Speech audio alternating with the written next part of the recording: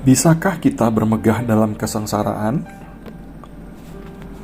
Renungan diinspirasi dari surat Rasul Paulus kepada jemaat di Roma, bab 5 ayat 1-5. Saudara-saudara terkasih, kita yang dibenarkan karena iman, kita hidup dalam damai sejahtera dengan Allah, oleh karena Tuhan kita Yesus Kristus. Oleh Dia kita beroleh jalan masuk karena iman akan kasih karunia Allah. Di dalam kasih karunia ini kita berdiri, dan kita bermegah dalam pengharapan akan menerima kemuliaan Allah.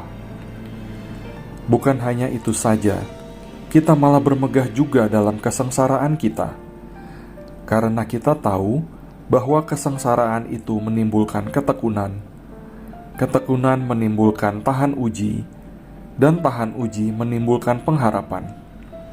Dan pengharapan tidak mengecewakan, karena kasih Allah telah dicurahkan di dalam hati kita oleh Roh Kudus yang telah dikaruniakan kepada kita. Demikianlah sabda Tuhan. Syukur kepada Allah.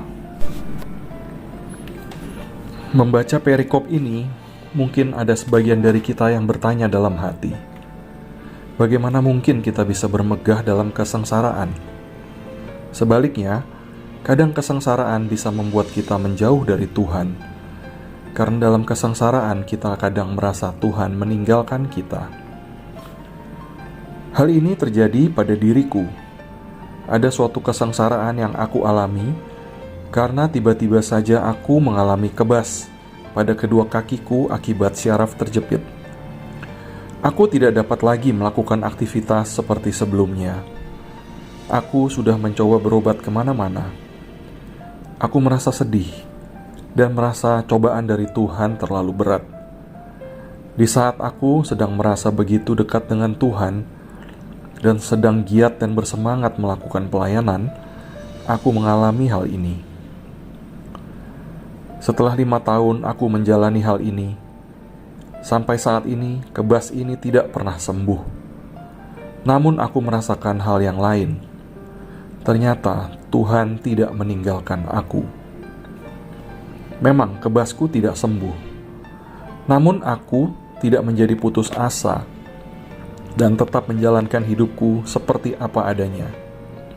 Aku tetap dapat menikmati hidupku. Aku masih bisa bersyukur jika melihat kenyataan bahwa aku masih bisa berjalan, masih bisa menyetir mobil, dan banyak hal-hal lain yang masih bisa aku jalani. Aku meyakini bahwa semua ini semata-mata karena penghiburan dari Roh Kudus. Sungguh aku mengalami seperti apa yang dikatakan Santo Paulus. Kesengsaraan itu menimbulkan ketekunan, dan ketekunan menimbulkan tahan uji, dan tahan uji menimbulkan pengharapan jika kita menyertakan Tuhan dalam hidup kita. Roh Kudus yang diutusnya akan menguatkan orang-orang yang percaya kepadanya. Marilah kita berdoa. Allah Bapa yang selalu setia, terima kasih Engkau tidak pernah meninggalkanku, melainkan Roh Kudus-Mu terus menyertai dan menghibur aku. Sertai aku terus ya Bapa, karena aku orang yang lemah. Amin.